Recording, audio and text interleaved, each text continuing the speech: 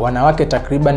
milioni 106 wanapata ugonjwa huu wa pelvic inflammatory disease, na hasa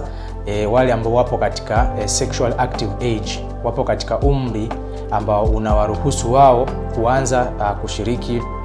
swala la kujamiiana, na hii ni kwa sababu wengi wao unakuta wanakuwa wanajihusisha na ngono zembe ama ngono zisizokuwa na kinga ya aina yoyote. Lakini tukiangalia katika ukanda wa Tanzania, ugonjwa huu wa pelvic inflammatory disease unawakumba sana magrupu ya watu wa design 3. Grupu la kwanza ni wanawake au wadada ambao wapo kati ya umri wa miaka 15 mpaka miaka 24, na hii ni kwa sababu katika umri huu tunauita ni sexual active age, ni katika kipindi ambacho wanawake au wadada wengi wanakuwa wanashiriki sana tendo bila kinga ya aina yoyote,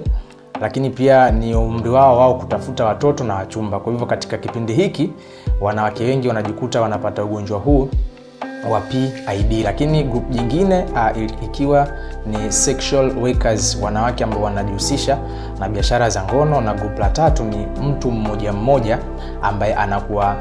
hana uwezo wa kwenda vituo vya afya, hospitali, kwenye zahanati kwa ajili ya kufanyia uchunguzi wa afya yake yeye mwenyewe.